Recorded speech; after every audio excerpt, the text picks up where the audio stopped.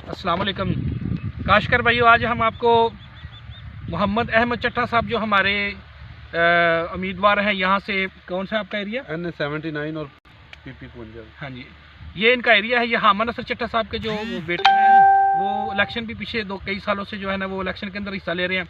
आज हम उनका एरिया विजिट करने के लिए आए हैं। उनकी जो है ना वो ज़मीन का आपको दिखाते हैं। ये ज़रा दिखाएं, सारा ये उनकी ज़मीनें हैं। यहाँ पर ये गंदम काश्त हुई हुई है। ये उनके मैनेजर हैं जो इनकी ज़मीन को जो है वो देखते हैं, इनकी सारा जो है ना सिस्टम कैसे काश्तकारी करनी है, ये सारा कुछ जो है ना ये हैंडल कर रहे हैं नसर साहब जी। काशकर भाई, अभी आप इनकी जो फसल जो है ना वो देख लें, ज़रा करीब करके ये फसल दिखा दो, ज़रा थोड़ा सा करीब और मज़ीद करीब करके दिखाएं। ये फसल जो है ना ये चारों तरफ जितना आपको एरिया नज़र आ रहा है ये आप देख लें सारा, ये सारे का सारा जो है ना मोहम्मद अहमद चट्टा साहब जो है ना ये इनकी ज़मीनें हैं। मोहम्मद अहमद जो चट्टा साहब हैं उनका एरिया अहमद नगर चट्टा है। अभी हम इनके हवेली में भी गए थे, वहाँ से अब हम यहाँ पे आए इनकी ज़मीन देखने के लिए, इनकी फसल को चेक करने के लिए आए हैं।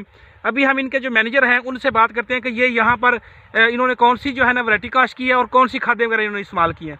जी नसर साहब, थोड़ा सा बता दें अपना ज़रा। ये हमने जनाब फैसलाबाद बीज लगाया हुआ है, फैसलाबाद बीज है और वैरायटी इसमें फैसलाबाद की, लेकिन खाद जो दी हुई है वो 4.5 बोरी फी एकड़ दी हुई है। ये वाली नाइट्रोफास 4.5 है। ठीक है, बोरी फी एकड़ के हिसाब से। ठीक है, बिजाई का वक्त इस्तेमाल की थी ये जी बिल्कुल। सारी की सारी आपने फैसलाबाद काश्त किया या इसमें कुछ और वैराइटीज भी हैं? और भी है, उजाला भी है, आरी भी है, जौहर भी है, अकबर भी है और अनाज भी काश्त किया, गाजी किया काश्त। गाजी भी है। ये तो पूरी लेबॉर्ट्री है काशकर भाइयों। ये समझो कि जितने भी हमारी वैराइटीज है ना वो सारी यहाँ पे काश्त हुई हुई हैं। यानी ये बड़े एडवांस जमींदार हैं और ये बड़ा अच्छा जो है ना वो जमींदारा करते हैं।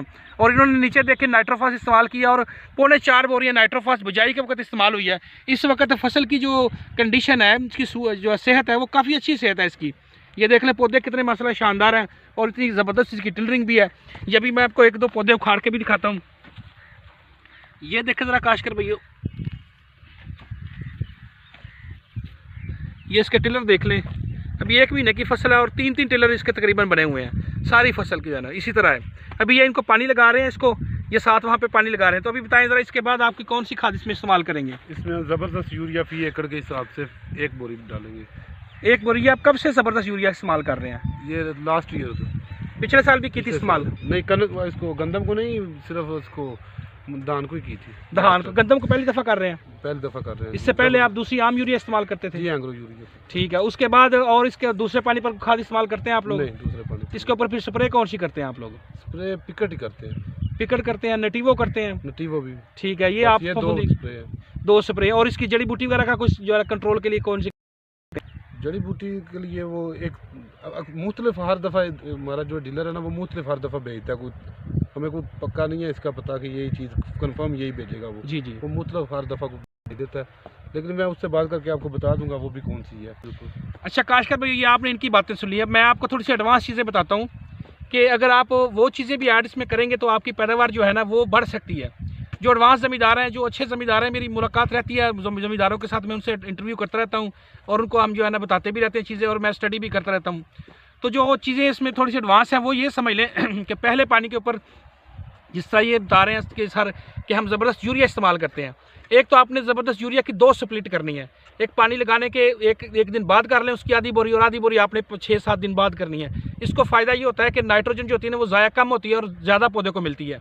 अगर आप इसके अंदर 1 बोरी या आधी बोरी अमोनियम सल्फेट इस्तेमाल करेंगे बिजाई के, यानी जब ये पानी लगा रहे हो पहला पानी, उसका रिजल्ट भी अच्छा आता है। वो ज़मीन का जो है ना वो जल्दी खुश्क हो जाती है, उसमें सल्फर होती है जो ज़मीन को जो है ना वो उसका वत्तर और उसका पानी जो है ना उसको जो है ना वो खुश्क करने में हेल्प करती है।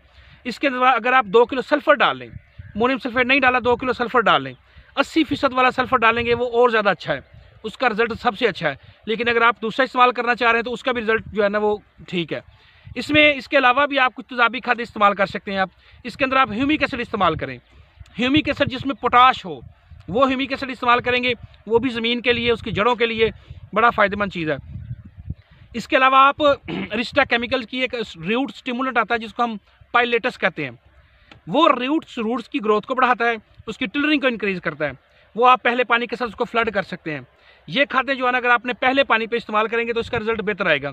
इसके बाद आप दूसरा जब पानी की स्टेज आएगी, दूसरा पानी जो है ना पहले पानी के बाद तकरीबन 1.5 महीने 2 महीने बाद लगता है, यानी जो पक्की ज़मीनें हैं वहाँ पे आपने 80 से 85 दिन बाद दूसरा पानी लगाना है। जो रोई ज़मीनें हैं, कलराठी टाइप हैं, लेकिन जो कई ज़मीनें होती हैं जो रेतली होती हैं, वो जल्दी जो है ना वो उनका वतन खुश्क हो जाता है, जल्दी वो पानी मांगना शुरू हो जाती हैं। उसके अंदर आप इतना लंबा डिफरेंस डालेंगे, इतना ज़्यादा डिस्टेंस डालेंगे तो वो पौधा जो है ना वो पानी की कमी का शिकार हो सकता है। इसलिए उसके अंदर आप कोशिश करें कि जब फसल आपकी 60 दिन की हो जाए ना, 55 से 60 दिन की, उसको जो है ना दूसरा पानी लगा दें जो रेतली ज़मीनें हैं, और उसके अंदर दूसरे पानी के ऊपर नाइट्रोजन देना ज़रूरी है। जो पक्की ज़मीनें हैं उसमें नाइट्रोजन यूरिया ना भी देंगे तो काम चल जाएगा, लेकिन जो रेतली ज़मीनें हैं उसके अंदर आपने दूसरे पानी पे भी यूरिया इस्तेमाल करनी है। इसके साथ अगर एक नाइट्रो पोटाश की अगर एक बोरी डाल लेंगे, एंग्रो की जो है ना ये बड़ी अच्छी प्रोडक्ट है नाइट्रो पोटाश, यानी उस वक्त जब पौधे की गोब की हालत होती है ना तो उसके अंदर उसका दाना मोटा बनेगा। इसके अलावा जो है ना पौधे के अंदर जो है ना फंगस के खिलाफ, कुंगी के खिलाफ रेजिस्टेंस आएगी, पौधा जो है ना वो काफ़ी अच्छा उसका दाना मोटा हो जाता है। नाइट्रो पोटाश का इस्तेमाल आप करें। अगर आपने नीचे DAP कम डाली है या नाइट्रोफॉस कम डाली है तो आप दूसरे पानी पे डालें, लेकिन आपने उस वक्त जो DAP डालनी है वो आपने डालनी है न्यूट्राफुल DAP, वो आप दूसरे पानी पे डालें। उसमें बैक्टीरिया होते हैं जो ज़मीन के अंदर जाके उसकी जरखेज़ी को बढ़ाते हैं, जड़ों की जो है ना बढ़ोतरी को बढ़ाते हैं। तो अगर वो आप दूसरे पानी पे डालेंगे उससे आप देखेंगे कि आपकी आराम से 50 मन से ज़्यादा भी पैदावार हो सकती है, 60 मन तक भी लोग पैदावार ले रहे हैं।